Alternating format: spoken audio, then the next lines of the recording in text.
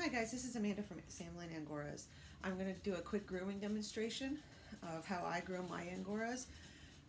There are different ways to groom an Angora, depending on whether you show them, spin their wool, or have them as just a pet. My guys are strict woolers.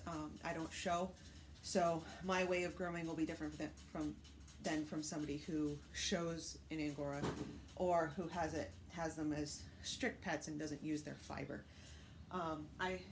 These are the things that I believe that every Angora owner should own. The minimum is a slicker brush, a comb. I like the cat nail clippers just because I think they're a little bit easier than the big dog nail clippers, and a pair of grooming shears.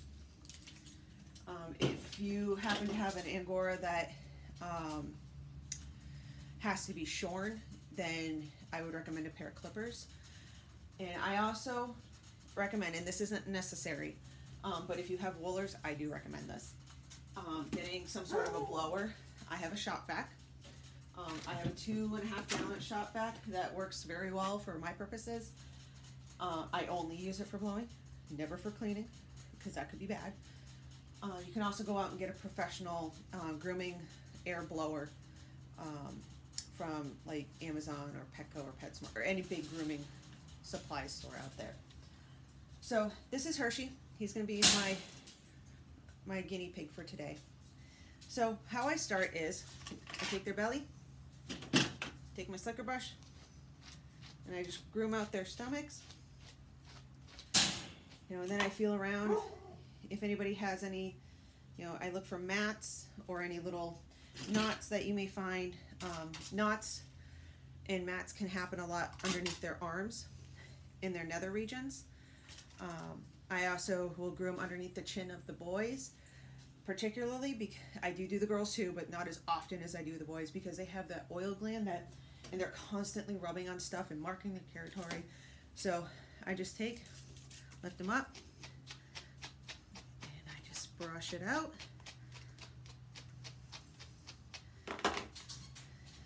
Okay. Another place where a lot of mats can happen is right along the neckline, and right under the ears, and right in the skirt area by the tail. So after I'm done combing out their neck, I just really quickly brush out. He's actually molting, so he's being ready to harvest very soon. He's actually next on the list.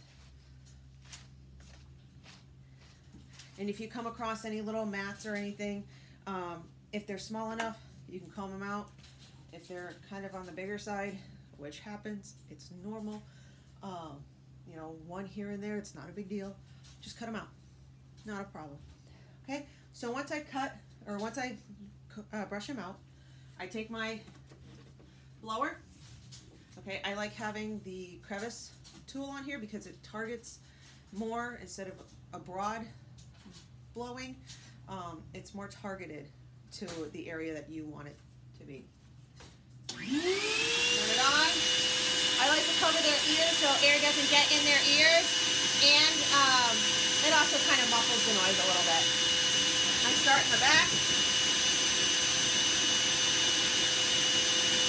So let me show you. I'm not holding his ears, I'm just kind of wrapping my hand around it very loosely so that air doesn't get in there.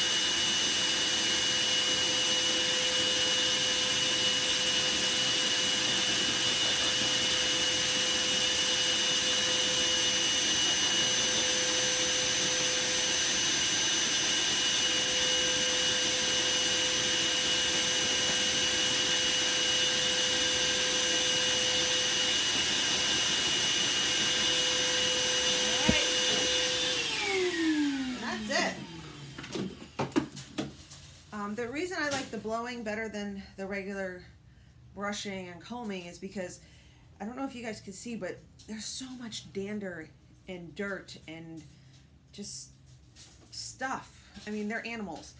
They may either live in cages or indoors or wherever. They're still animals. They still get dirty. They roll. My guys primarily live in cages, big cages, but they have hay. My guys literally roll and dig in hay, and hay is not clean. So this just helps keep them clean. It helps with, if you have mite issues, this helps, control that. And it helps loosen up fiber for when they're ready to molt. Like, it helps loosen it. So that's my basic demonstration of how I groom. If you have any questions, just let me know. And I hope you guys have a great day.